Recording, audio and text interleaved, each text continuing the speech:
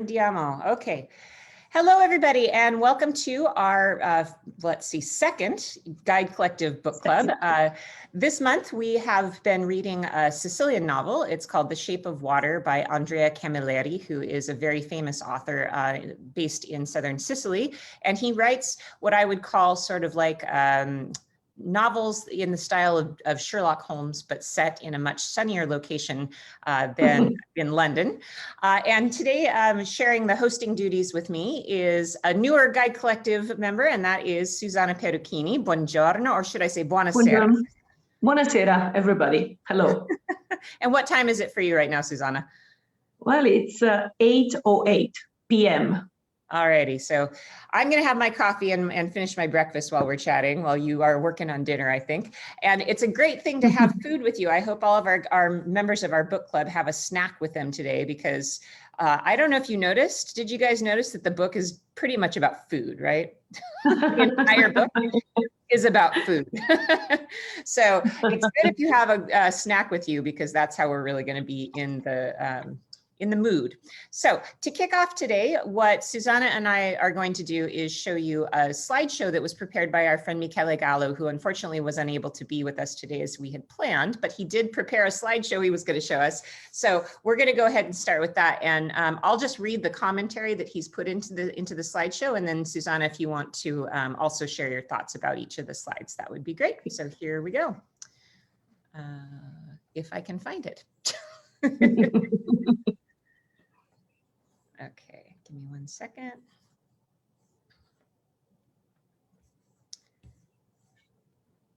Okay.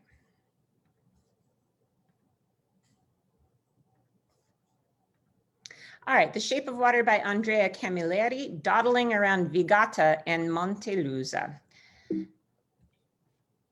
So to set it, I'm just going to read you the captions that he's already put. To set a story in London or New York remains the author's greatest ambition, and unfortunately always disappointed. Not possessing the imagination of a Verne and frankly reluctant to fly, he only knows about this city, what the cinema and TV tell him. Of course, he knows where Bond Street or Fifth Avenue are, but he knows practically nothing about the men who live and work there.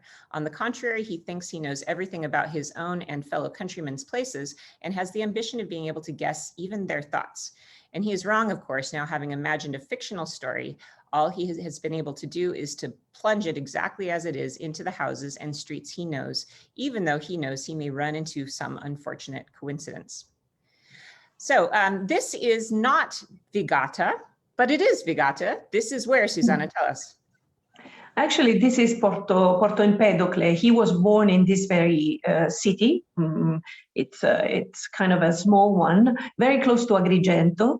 And basically, Michele Gallo, that I just had a chat a couple of days before, he said, every time that I read a book by Camilleri, since I'm from here, from this very area, the Agrigentano, so the area of Agrigento, Porto Empedocle, I can picture vividly exactly the places because I know them. So the Montalbano, actually, the character of Montalbano by TV, it will be placed in another area of Sicily, but originally the character of the book is living in this area. So he invented a name, Vigata, Montelusa, but in reality he's referring to Porto Empedocle, where he was born, and the area of Agrigento. So if you're not familiar with Sicily, this is located on the southern coast of Sicily, kind of facing the north coast of Africa. And I think it's one of the most beautiful places in Sicily. It's very sunny, there's gorgeous beaches. So it's a really lovely area. And it's also close to the Valley of the Temples. So if you have ever been to Sicily or you know a little bit about it, that's just to set the scene of where this is in reality. Porto Empedocle is sort of the industrial zone next to the beautiful city of Agrigento. So let me just say, as a travel writer, I don't have a lot of interest in Porto Empedocle because it's not particularly romantic, but it's realistic, right? So the Pasture is where we start our book, and that's where the crime takes place that the whole book is centered around. So it was a broad tract of Mediterranean brush on the outskirts of town that stretched almost as far as the shore. Behind it lay the ruins of a large chemical works inaugurated by the ubiquitous Deputy Cusimano when it seemed the magnificent winds of progress were blowing strong. The inspector lit a cigarette and turned to look at the chemical factory. That ruin fascinated him. He decided he would come back one day and take a few snapshots, which he'd send to Livia to explain some things about himself and his island that she was still unable to understand.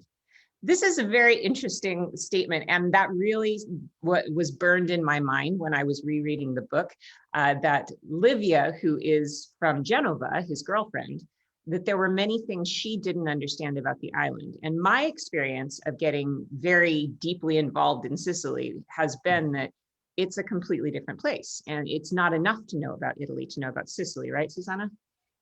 Yes, and in fact, Livia, even though she's the eternal girlfriend of Montalbano, after a while, little by little, over the passing of time and years, because they've been together forever, she starts to understand. But the mentality that she brings in is always the mentality of a woman from the north, which is very different from the one from the south, and especially even more so for Sicily, that is an island, so isolated.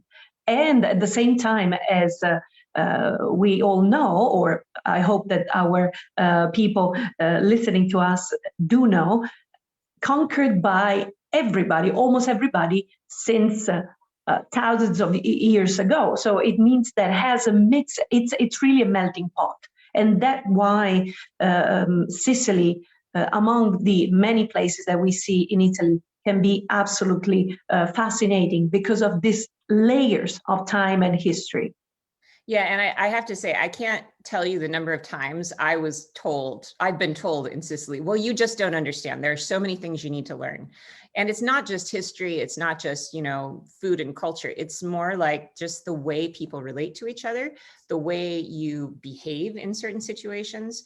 And for me, it's just been it's been an education, but it's also a bit of a struggle because so many of the things they do, it's just, I think I know what I'm supposed to do because I know how to behave in Italy, but it's just not the same in Sicily, right? Have you, as an Italian, found that as well, that you need to kind of adapt yourself? Well, yes, because I'm not from Sicily. Actually, I was born in the north, but then moved to Rome. So I'm just midway through. I have to say that I always found very easy to get to know people and to be there. But yes, there are certain things that I probably till the very end, till the very deep, I won't be able to understand simply because I was not born and raised in Sicily. And even within Sicily, it's not the same.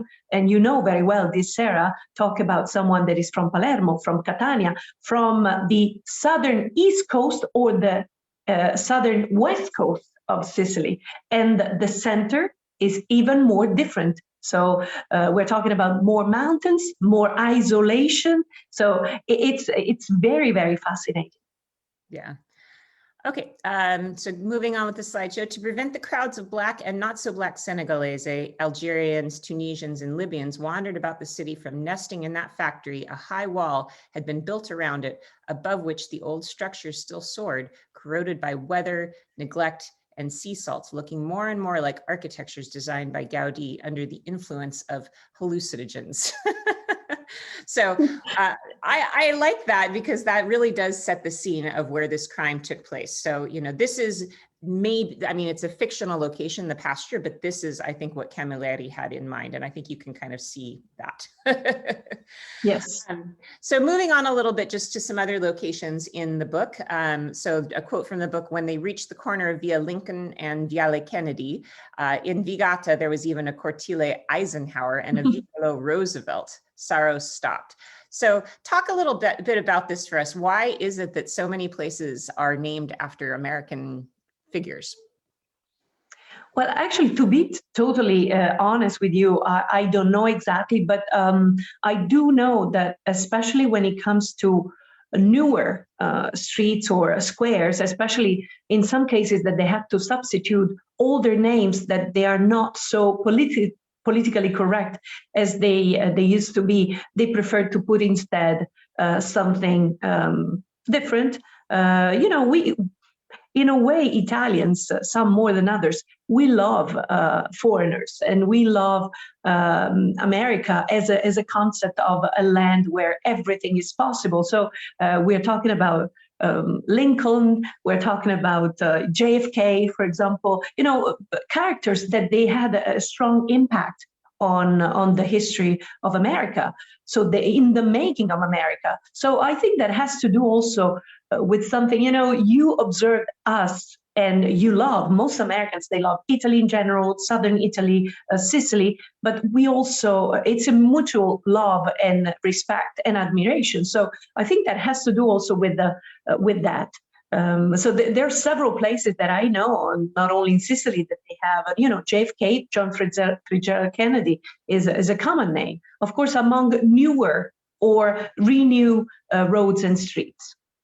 Well, and the other thing that's interesting to note is that after World War II, part of the deep love of the Sicilians for Americans is the fact that that is the first part of Italy that was liberated during World War II through Operation Husky. The Americans came in along with the British and they expelled the Germans, and they will always be grateful for that, although a little bit like, well, yeah, but you destroyed Palermo, by the way. So kind of a mixed feeling there. But I think that in Italy, there's a much stronger positive feeling towards Americans because of that legacy, because of of Operation Husky and getting rid of all of that. And little known fact, Sicily actually wanted to become a part of the United States. They were hoping after World War II to actually become an American colony. I mean, not everybody, but that was a movement out there. They thought that would be great, which, that would have been fun, but, Yes. Didn't work out. So there we got Piazza John F. Kennedy. So yeah, their admiration for the United States stands, and maybe a very small undercurrent of hope that they could have in the past been a part of the United States. Penny Maria Kennedy. Look at that. It's got a hamburger. That's great. Yeah. Without waiting for Pino's answer, he slipped into one of those midget high-rises that were not more than 12 stories high. That is so true, don't you think? That Agrigento area. Having been built around the same time as the chemical works and having just as quickly fallen into ruin when not abandoned altogether. For someone approaching from the sea, Vigata rose up like a parody of Manhattan on a reduced scale, and this explained perhaps the names of some of its streets. I feel like that's very true, isn't it? Yeah, yes. Very true and very strange at the same time. All these big or very big constructions for us, for our eyes, they look like, especially by the sea, they look like, even today, after many years, strange. But those kind of constructions and buildings are more or less all over the places, especially when the city started to grow, and they needed to let's say, welcome more people coming to work, in this case in factories, or simply like in a city like Rome. Rome, the center, is a pretty spread out center, but then we have what we call borgate, so the big neighborhoods that they're almost like other cities within the city. So, and those kind of architecture, architettura popolare, it's something that we all know as Italians, no matter if you live in the north, in the south, in the center. So some places more than others, but that's very typical, don't you think, Sarah? Because you've been traveling all over Italy, so you have seen examples like those over and over. Well, I think in Sicily, especially along the south coast, it's something a little bit unique. It kind of kills me as a historian, because that underneath those really ugly apartment blocks, there's probably Greek temples. I'm sure there are Greek temples, actually. I mean, we know for sure that stuff exists. But most of this in Sicily has a slightly different origin, which is that after World War II, for example, Palermo was destroyed by the Americans, and then Sicily got money during the Marshall Plan era to rebuild. And instead of rebuilding their historic cities and restoring the center of town, which is valuable to us today, it was a different mentality back in the 1950s. So they took that money and they invested in modern buildings. And that's how a lot of these Sicilian cities went from being just a small historic core to being these kind of more amorphous, big suburban cities with these ugly, ugly high rises. And of course, a lot of the money did not go through, let's call it, proper channels. And a lot of the, let's say, unsavory businesses in Sicily got the contracts because concrete was a really big business back then for the more unsavory aspects of Sicilian society. And that money was funneled into these really ugly concrete apartment buildings. So you'll see a lot of that, especially along the South Coast. And you have to imagine that if you're going to build new buildings, yeah, you're going to build them here because this is some of the most beautiful land in all of Sicily, gorgeous turquoise seas, but now just kind of marred with these very, very ugly structures. So yeah, that's pretty typical right there. And they're just so weird that they're just kind of plopped here and there, aren't they? They are. So he lived alone in a small house right on the beach on the opposite side of the town from the Pasture. So that's just to give you a little flavor of some of these little scenes, that this is more what Porto Empedocle and Agrigento would have had for architecture pre-war, right? Yes.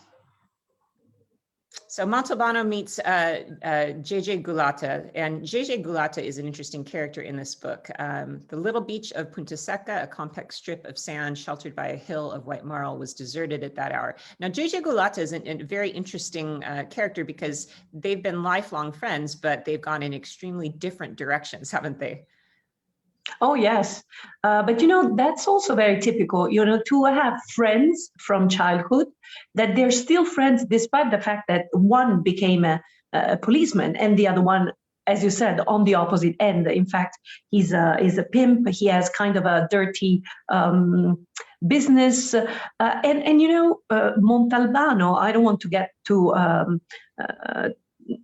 far in, I don't want to talk too early, sorry. But I think that Montalbano somehow, because of this strong friendship and because they shared an important part of the childhood and because they were from the same place, so with the same contradiction, good things, bad things, he closes one eye, two eyes, because these people will come very handy when he has to discover the really bad guy or guys. So let's say that these are minor criminals, and he accepts the fact that not everybody can be a policeman, not everybody is totally honest, but because I believe that Montalbano knows that even inside himself, he's not totally right, always right.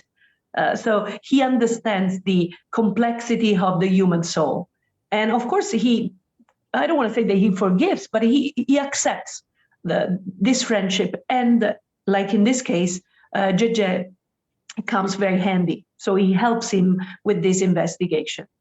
So for those of you that haven't read the book, just a quick premise of it is that a body is found in this place called the Pasture, which is in that kind of ugly industrial area. And the Pasture is where there's a lot of prostitution that goes on.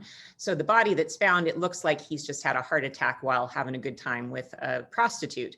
But then it unfolds that it becomes a little fishy because how his car got there doesn't make any sense.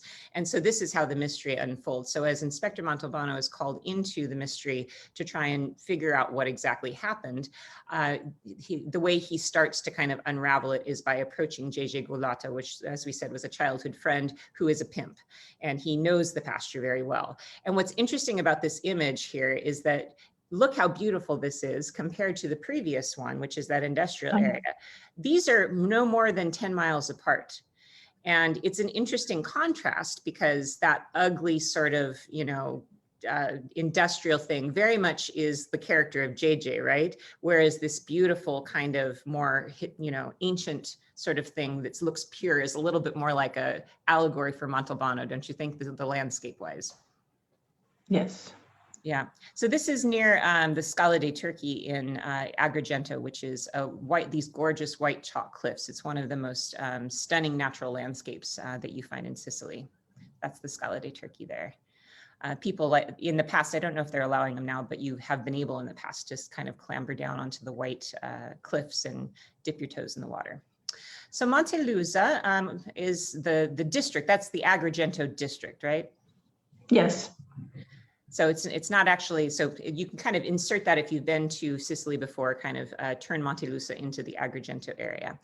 When he arrived in Rabato, the oldest quarter of Montelusa, destroyed 30 years earlier by the landslide and now consisting mostly of ruins, refurbished and damaged, higgledy-piggledy, ramshackle hovels inhabited by illegal aliens from Tunisia and Morocco, he headed through narrow, tortuous alleyways towards Piazza Santa Croce. The church stood whole amid the ruins. He took from his pocket the sheet of paper Gege had given him. Carmen, known in the real world as Fatma Ben Galoud, Tunisian, lived at number 48. It was a miserable katoho, a small ground floor room with a little window and a wooden door that allowed air to circulate. He knocked, no answer. He knocked harder, and this time a sleepy voice asked, "Who that?" Now, so this is something a lot of people that have never been to Sicily may not know, is that it's not just been historically a cultural melting pot, but there are a lot of people from different cultures living there now, right? Oh, yes. And, the fact that we are in the southern part, just overlooking basically Northern Africa.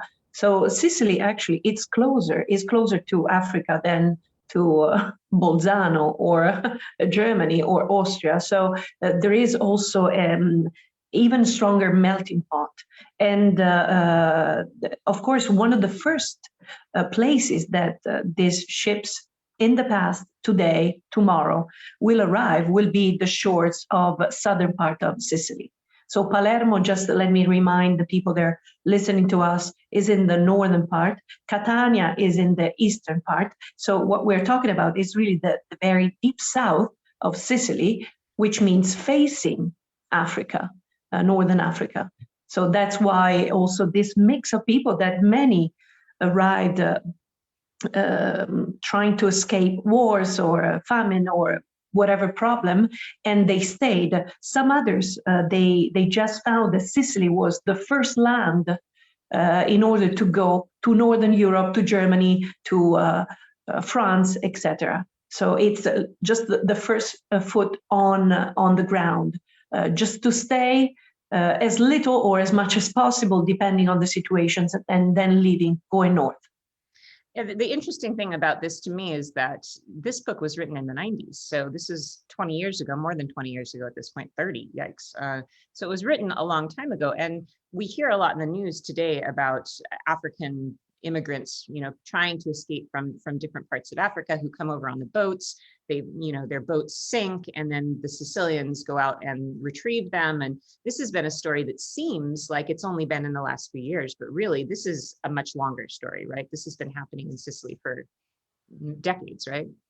Oh, yes, absolutely. And the fact that sometimes these are not news under the spotlight, well, they are now, apart from coronavirus, but there's always boats coming and going, sinking, unfortunately, leaving people, just taking people with them in the bottom of the sea. So there are lots of thousands of sad stories, and there are also some good stories of people helping. It's not necessarily the Italian state, which of course it's involved at different levels every time, but it's also the people, the local people, that they give out whatever they have. So, blankets or T-shirts or clothes or food or, everything. So, and sometimes we're talking about people that they are not super rich. They're simply average, middle class, sometimes even,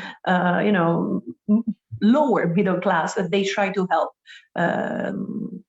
whenever they can. So every time they can. So it's a story that it's part of the fabric of the history of Sicily and Italy. It's really something that we always heard. We always listened to, we always read books and articles on newspapers. So it's nothing new under the sun, Sarah, unfortunately. It's interesting because I remember when I lived in Rome back in the 90s, I don't recall seeing really anybody other than Italians. There were not many immigrants of any stripe in Italy, but in Sicily, I think that there have been a lot more. And when I've talked to people about that, like, how do the people in Sicily feel about having immigrants? Because I know in the north especially, they don't feel so great about that. But people in Sicily are funny about it, because usually what I hear from them is, Well, we're all immigrants in Sicily. We're such a melting pot, you know, we've had 18 different dominations of different cultures. We've always been this way. So for them, having people from Tunisia living there, the Tunisians are Carthaginians, right? They're the people who founded Palermo. So like having them there, Sicilians are like, well, yeah, they've always been here. So it's kind of an interesting thing that I think that they have a different point of view about people who would be considered foreign. And yeah, you see kids on the street like this who are playing with all different colors. In fact, one of the most famous Italian football players, Balotelli, right, is an African from Sicily. Oh, yes. Oh, yes, absolutely.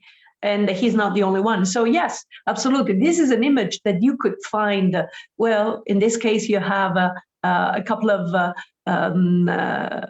colored kids, and but it can be anywhere in Italy. I mean, playing soccer in the streets in this little either square, piazzetta, or portico, or wherever they have the possibility of doing it. And I think that this goes back to one of the few memories that Camilleri used to have of his childhood, because he was born in Porto Empedocle, and Porto Empedocle today is less than 20,000 people, 18,000. So we're talking about a small scale. And so every single corner or every single square could be, a possibility, a playground for kids to play, soccer and anything else. Yes. And of course, a church. Yeah, so kind of a beautiful old setting. Contino, the school teacher, is shooting at people. What do you mean shooting? Shooting. He fired 2 shots from the balcony of his apartment at the people sitting at the cafe below, screaming something nobody could understand. Then he fired another shot at me as I was coming through his front door to see what was going on. So there's a nice little image to go along with that. Yeah.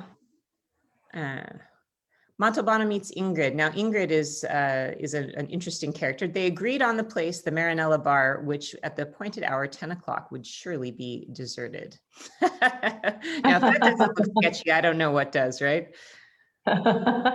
Yes, Ingrid is actually, she started to be, well, actually, she was under investigation for quite a while during this first book, but Ingrid became a side character, one of the best female friends that Montalbano has. So she's a very interesting lady because she's Swedish. So she comes from a completely different environment.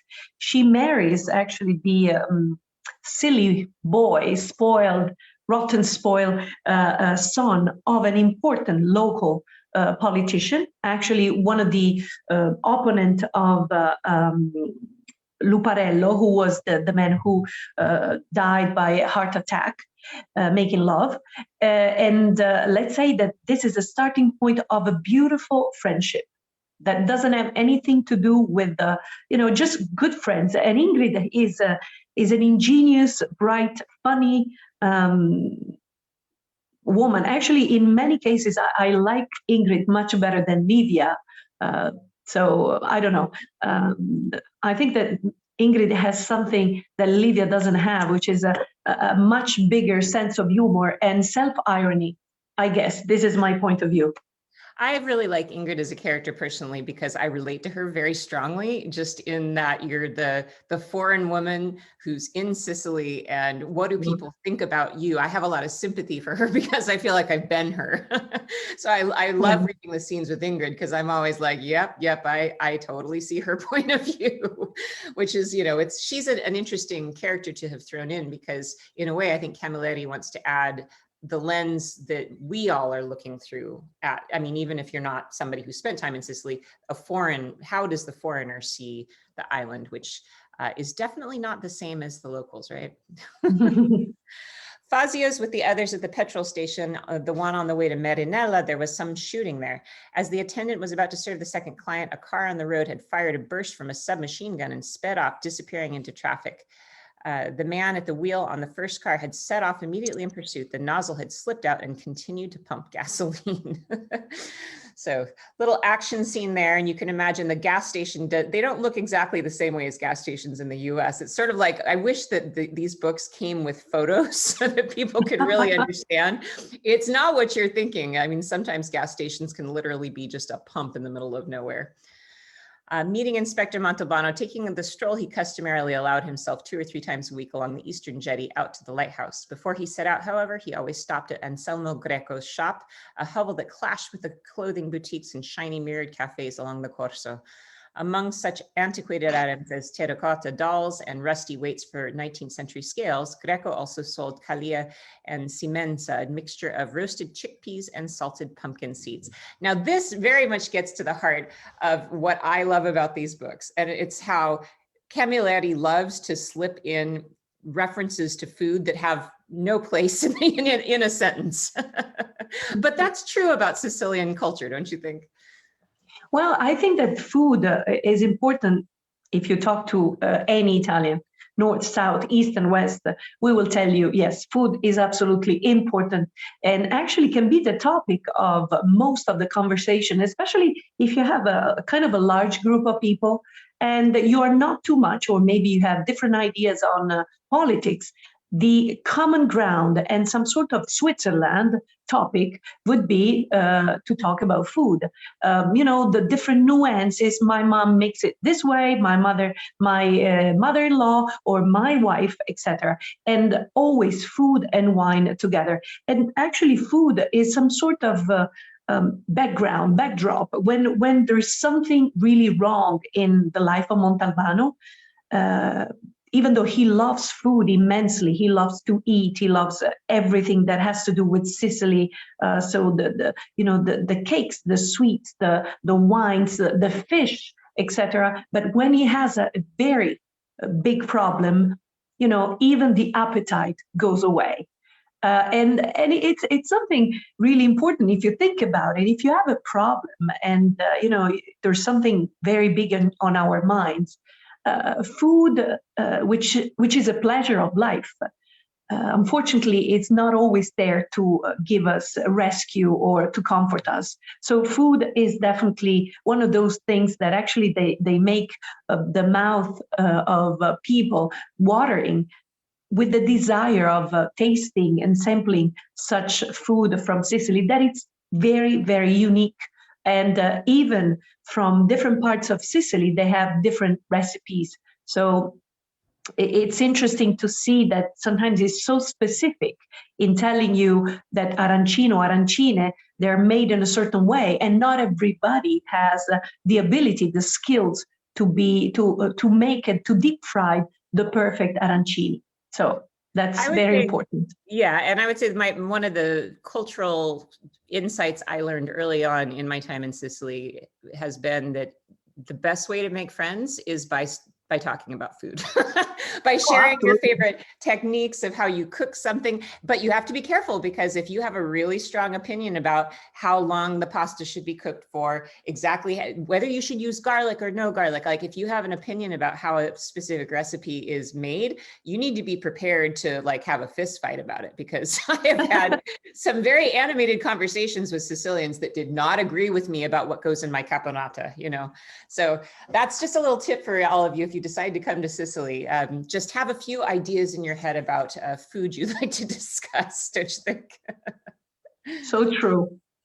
So here's a little bit more scenery from the center of this pretend imagination place, Vigata, which is actually Porto Empedocle. There is a sort of pretty center to it. And in the center of town, they actually have a statue of Montalbano. So this is their imagining of what Montalbano may look like.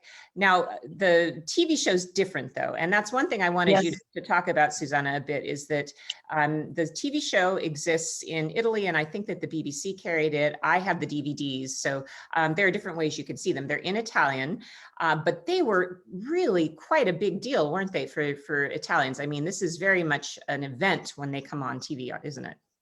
Absolutely. You have to think, Sarah, that now we have lots of fictional characters that they come from books written by here is Camilleri posing with the statue of Montalbano. So it was a big thing because this first book, The Shape of Water, came out in 1994, but not before 2000. They started to shoot a few episodes every year. And now we are getting to a point that we are celebrating the 20th anniversary of this TV series that was sponsored by Rai. Let me remind to those who don't know that Rai is the public TV, one of the channels of public TV in Italy. And actually for many, many years, till last year, when we lost Camilleri, we also lost Sironi. Sironi was the director that shot every single episode in the last 20 years. Basically, the cast was unchanged, apart from the character of Livia, who changed 3 times. So the first 2 actresses were, that was very strange to me at the beginning. I couldn't understand. They were foreigners, and actually they were dubbed into Italian, so because they were not speaking, or they didn't have enough Italian skills. The third one, a few years ago, she's an actress that lives in Rome, but she's I believe from the north, but she's pretty a good catch, at least in my opinion. So she's good enough, or probably the best of the 3. So what I'm trying to say is that this phenomenon of Camilleri started in the 90s, but then in 2000, when they started to shoot and then to release all these episodes, people became crazy. Montalbano has a huge amount of followers. I mean, they have the fan of Montalbano. There is a web page. There are actually, our friend Michele Gallo was probably the first one to design walking tours on the footprint of Montalbano. So there is even tourism, not now, unfortunately, but it will kick back again, I'm sure, in the future, is to show people the places of Montalbano, the fictional places. Then unfortunately, we're not talking about Agrigento and Porto Empedocle anymore, because Rai, for whatever reason, they decided to shoot in another area, always in the south, but in this case it was Ragusa, which is the southern east part of Sicily, not west.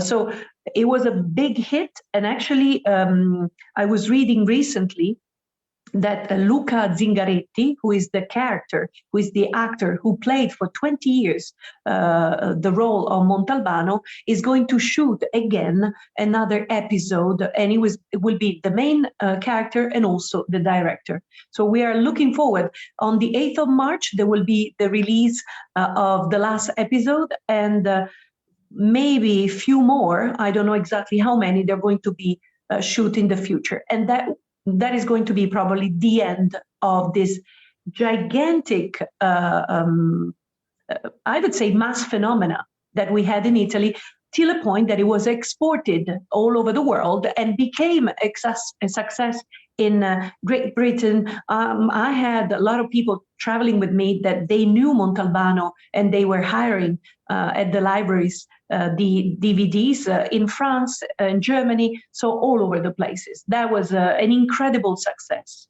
Well, the interesting thing about Camilleri is he died last year, and I think he was something like 91, but he didn't 93, I believe. 93. He didn't start writing until he was in his 40s, which I'm like, hey, there's still a future for me. He was actually in theater and in TV production and things like that. And then he started writing these series in the 90s. So he was already, gosh, at that point, he was over his 40s. He was in his 50s and 60s. Yeah. And really started getting. Well, don't forget, Sarah, that the very first book was not Montalbano and was published in 1978. So let's say that he started to be more and more prolific by the passing of time, despite the age, but he was already an author in many ways, and theater was his big love. And in fact, in my opinion, there are some dialogues among the different characters that you can really see the love for script, for movies, and before that for theater.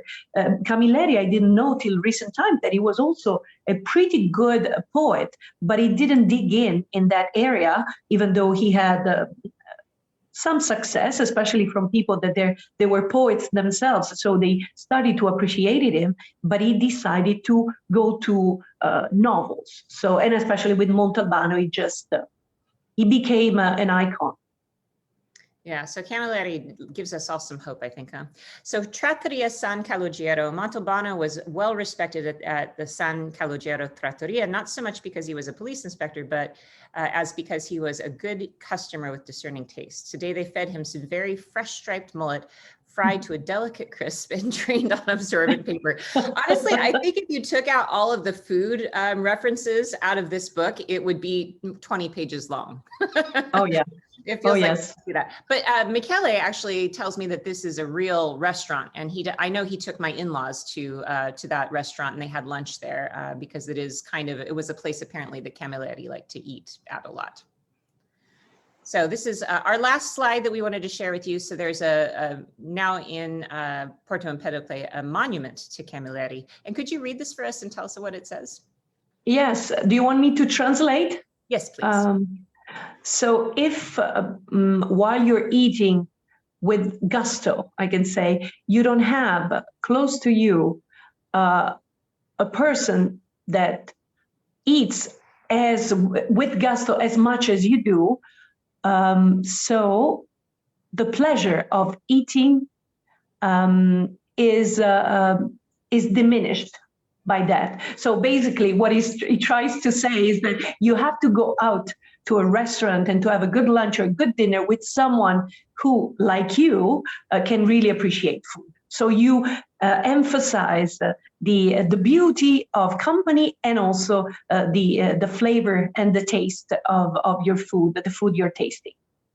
Yeah, and I have to say, in my experience, I have never seen people who enjoy food the way Sicilians enjoy food. I mean, it almost feels obscene to watch people in Sicily eat food because of the pleasure they clearly take from every bite and the pride that they take in their seafood and in their produce. I mean, I've never seen red peppers as big as they grow in Sicily. I've never had oranges as sweet. It's like the Garden of Eden, and I mean, some people even might think that Sicily is the Garden of Eden. So it's really an incredible place for food. So that's our presentation that was put together by my friend Michele Gallo, who is a local guide in Agrigento, and he focuses a lot on Camilleri, and actually he met Camilleri some time ago. So that's a little bit of our presentation. So I thought we'd get a little bit more to the discussion, and we could talk amongst ourselves.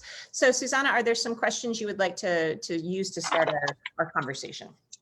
Well, you know, I would like to know, because I'm very interested in that, to know what things or characteristics of this novel specifically really struck the people who just read the novel, for good and bad. So what are the things that really people felt when they read the book, even people that didn't like the book? Just to know, because to me it's going back to something I like and something that I always keep on reading, because I love it in many different levels. So I'd like to know, like a new beginner, like someone that never read Camilleri, what do you think about it? All right, anybody want to jump in and raise their hand? Don't be shy. I'm going to call on my Guide Collective friends if you guys don't raise hands. All right, Nina, I'm going to call on you first then. Go for it. I'm on there. Yeah, I'm good. Yeah. No, I thought it was really interesting because I'd never read, I knew about Camilleri, I knew about the Montalbano and the television series. I had a little problem with the women in the novel. I mean, there was something about it where either they were just easy women or not understanding, but maybe because it's the first one. So now you're saying, Susanna, that for instance, Ingrid is getting to be a little more important and going to be a great friend of Montalbano. I don't know about, we're almost all women, aren't we? so maybe it's just me, or I loved how the story just went on, and you know, the whole crime story, but there was a little problem with the women. Maybe it's Sicilian. Because the way they treat them, or the characters, or because the characters. I mean, there's very few kind of strong women. Either they want to have sex with him, or they're just not understanding, or like Livia is far away, right? Okay, she's just in the background, but all the others are kind of either very weak or or just wanted to have sex? I mean, I'm going, what? Well, You know what I let's mean? see if I can. No, I do. Actually, I do. The thing that I'd like to reply first is that Camilleri was surrounded all his life by women, because he married a woman many, many years ago, and he had 3 girls. So he was basically, his world was surrounded by women. In my opinion, I understand what you say, that the women characters can be sometimes not really on focus, and all they want to talk about is either to get laid or to have a relationship with the Montalbano. In reality, I believe that yes, it is true, but it's also true that they are attracted by this man, not because necessarily Montalbano is super attractive. He may be, and everybody has a different idea. Before, of course, we get to know Luca Zingaretti, who is the character, the main actor. But I think that they were attracted by the fairness of the man, that he was an honest man, not taking advantage on them. And since the Italian society, the Sicilian society, and I would say, unfortunately, we're still living in a world, and we are on the lucky side, on the Western side, where many women, they don't have the same opportunities when it comes to a job. They don't have the same opportunities when it comes to have a position, a social position. So either they are the wives of someone. But in the end, I believe that Camilleri, what he wants to say, and again, this is my opinion, is that women are much stronger than they look. And actually, if you keep on reading, Nina, some other characters, some are really good, some are really bad. But when they're bad, and we have some bad female characters in some other novels by Camilleri, you will understand that they're extremely sharp. They're extremely intelligent and smart. So he understands as a man that a smart woman is, I would say, much smarter and sharper than an intelligent man. And Montalbano, I have to say that he treats women with respect. And even Ingrid, at a certain point during the novel, he says, I have to tell you, Montalbano, that by far you are the best and man that I ever met, even more than my good friend Lucarello, the one who died by a heart attack, because she realizes that despite the fact that she's tall and blonde and beautiful and very attractive, he's not using her as a sexual object, but he's trying to have an idea. He needs her actually to discover the plot, but also he treats her the same level, which is something that she cannot believe, because she works in a chauvinistic society, even though surrounded by rich men.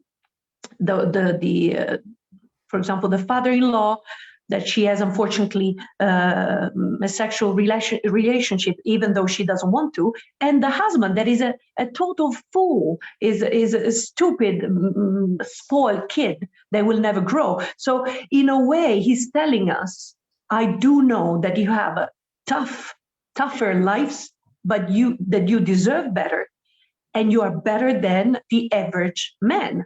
So in a way, it's always in between lines. And I understand that for some Americans, North American people, reading the first books of Camilleri, he used bad words.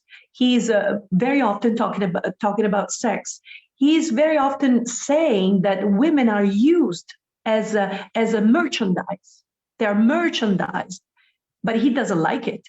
And actually, he's very fair, even with Livia, that she's far away. He has lots of temptations, and I would say that he tries to be loyal and also a good person, but he's not perfect. So at a certain point, there are some moments that he doesn't behave perfectly well, and he knows, because he has a very deep conscience. So that's the only thing that I can tell you about that. And I understand the approach is very tough.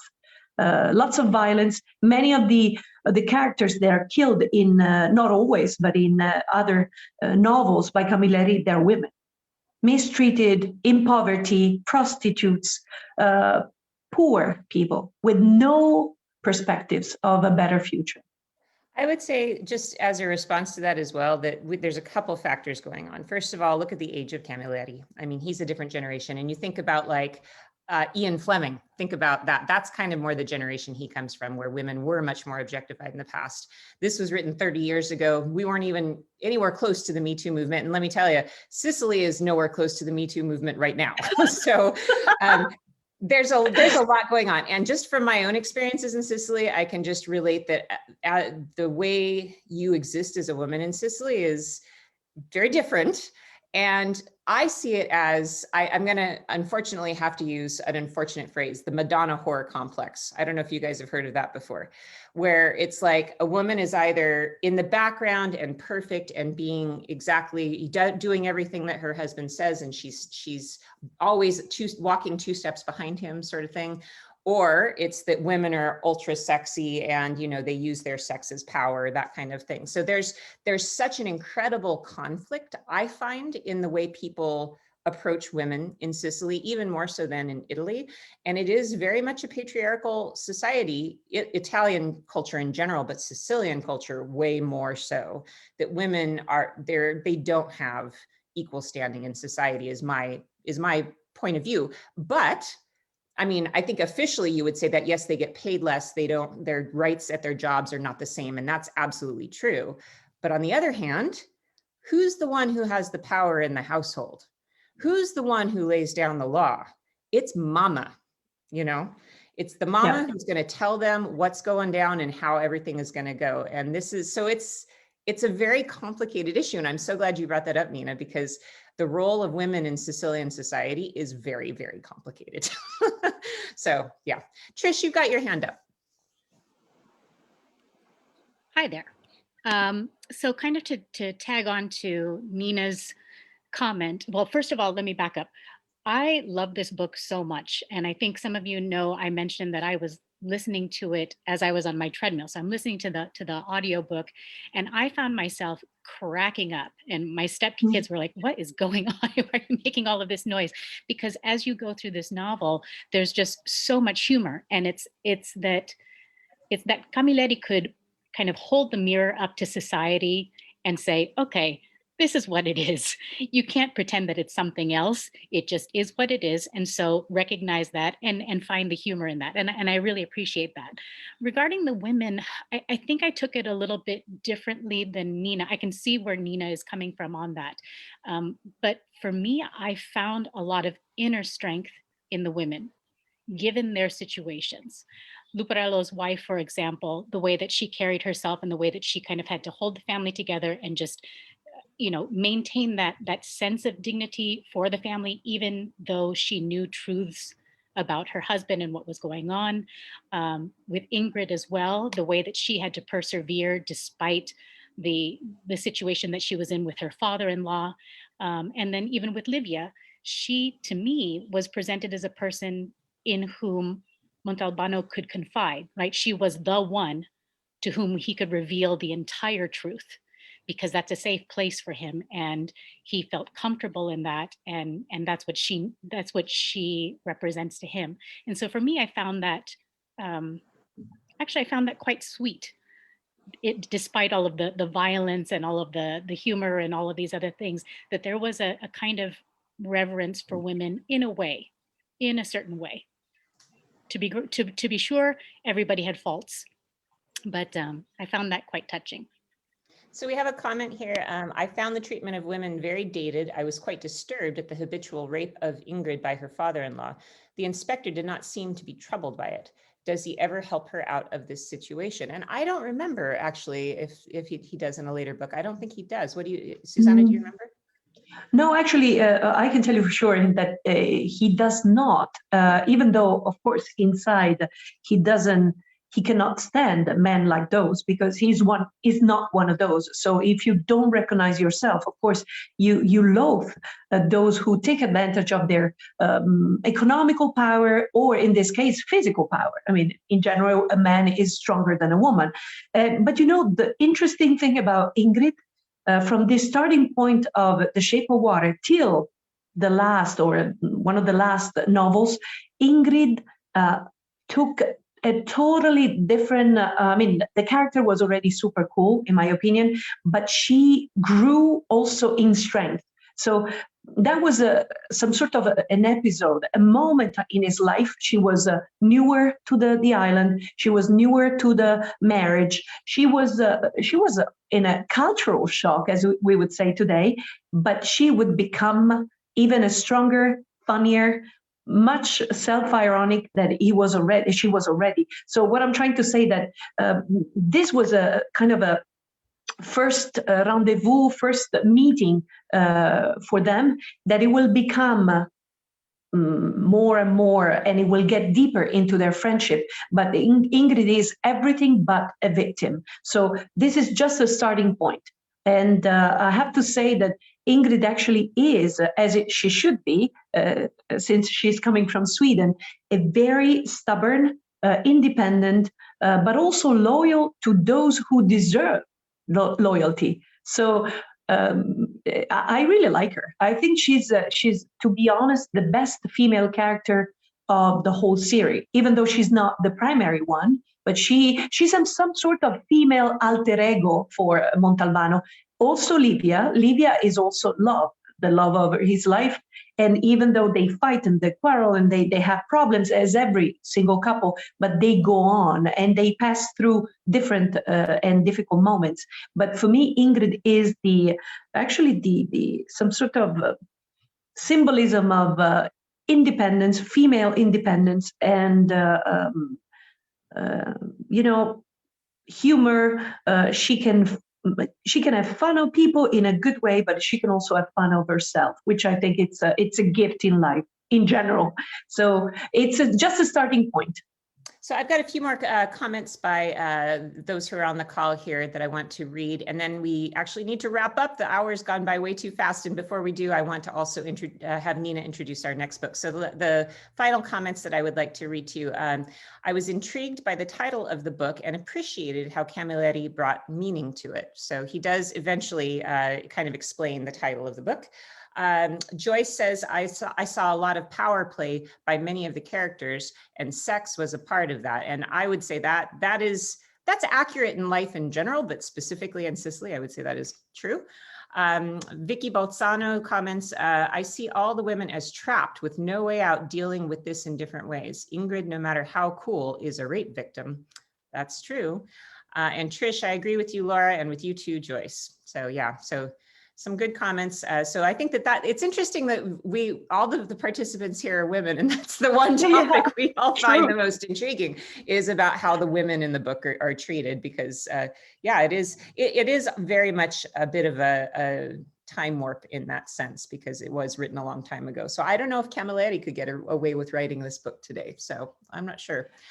So I'm sorry to have to kind of wrap up, but I do want to give time just at the end here to our friend Nina Sefuzati, who's going to be our host for Guide Collective Book Club next month. So go ahead, Nina, and introduce what we're going to be doing next month. Yes, well, I'm in southern France, so it's bonsoir here again. Thank you, Susanna. Thank you, Sarah. I think it was You're very welcome. Because there was a question saying, anyone plan to continue reading Camilleri? I think I am, in spite my critical part of the women. I think I'm going to continue, maybe. We'll see. Anyway, we are, month of March, going to France, but not really France, because we're going to be in Provence. You probably, maybe you've been there, maybe you've seen images of it, and maybe you have read or seen the movies of The Water of the Hills, which is actually, The Water of the Hills is the two novels by Marcel Pagnol, where the first one is called Jean de Florette, and the second one is Manon de Source, Manon of the Springs. And if it rings a bell, maybe you've seen the movies. They are really famous movies from the 1980s. The two novels in the one book, The Water of the Hills, is from the 1960s. So yeah, there's a little bit of backward women attitudes also in that one there.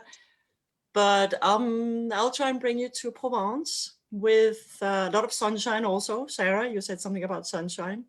Actually, when you read Marcel Pagnol, you could read these novels here. You could read his childhood memories also.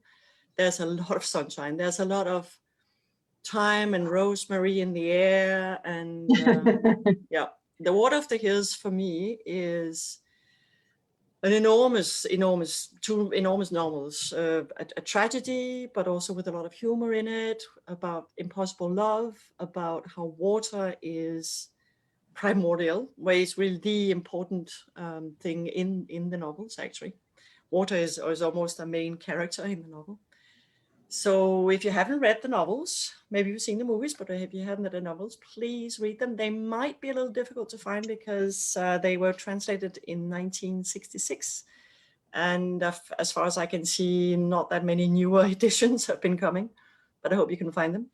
And I hope you will enjoy them. And I will try to, throughout the month of March, to bring you into Marcel Pagnol, his work, his life, Provence. What is Provence? What is particular thing about Provence? And I live right in the middle of Provence. I live in Avignon, but I'm not from Provence. I'm the Ingrid, if you want, to say. I'm the Danish in Provence, but I've been here for 28 years now. So kind of understanding, but I'll bring in some friends, people who will talk to you about what Provence is, what is the language, what is Pagnol, etc. And I hope you will enjoy all that. Thank you for choosing that for this next month. Trish, do you have a comment you wanted to add? Yeah, just a couple of last things. First of all, thank you everybody for being here in Guide Collective Book Club. You know that this is an experiment for all of us and we're learning things as we go. And so I appreciate the feedback that we've been getting when you've been emailing me. We are going to be trying something new this upcoming month. We hope that this is going to work. But what I'm going to do is I'm going to create basically a spreadsheet document so that during the month, if you come up with questions that you would like Nina to address at the end of the month, we will have that pre-formatted. And basically, I'll give you a link. And then at any point, you can just type in your name, type in your question, and then Nina has full access to that so she can see immediately, and then she can start thinking about how she's going to plan the discussion and work around the questions that you might already have. Some of you might be fast readers. You might not submit a question until the end if you're not getting the book until later. That's totally fine. We just want to try to get new opportunities for you guys to engage. And if you have other suggestions that we can do in terms of engagement, if you want to answer questions online or something like that, just send me an email at theguidecollective@gmail.com, and I would love to read that. Thank you. Well, thanks everybody for joining us today. Thank you especially to Susanna Perrucchini, who has been my partner in crime on this book club. Actually, we are going to continue to celebrate Sicily for this next week because Susanna and I have worked on a couple of articles to keep you in the mood. So we have a list of movies and a list of books and authors, because actually where Camilleri is from is somehow this hotbed of Sicilian literature, and some of the most famous books in the Italian language are from authors in that area. So we're going to put those out on Guide Collective later this week. So look for those up on our website so you can continue to explore. And also, how many books, Susanna, are there total in the Camilleri series? It's a lot. Only for the Montalbano, you mean? Yeah. I would say, well, he wrote something like over 100 books because there are different areas that he did explore, also the historical novel. But I would say there are more than 30. Something like that. And yeah, actually, I'm looking forward to read the last one, which is the one that he wrote many years before, but he wanted to have the last novel by Montalbano written before he died. So anyway, and he did. It is. It's a posthumous one. So yes. If you have nothing to read and you don't know and you did like the first one, keep the party rolling. We can keep you entertained until the day you can get on a plane again. There's enough and it gets better. If I can say something, it gets better because you are going to fall in love with some of the characters that are going to be there over and over. And especially, yes, women are always in the center, for good or bad, in the center of the plot. So that's also important. All right, and so you can continue to explore Camilleri in the Montalbano series. You can also find those videos. Look at your local library. I know Amazon sells them as well. And the videos, they're in Italian, but they're really a great place if you're trying to learn how to speak Italian to watch the movies and read at the same time. So thank you everybody for participating. For all those who are watching on Facebook as well, thank you so much for joining our book club. And we'll see you again next month with Nina as our host. So buona Ciao, giornata. everybody. Buona serata. Ciao. Ciao. Thank you.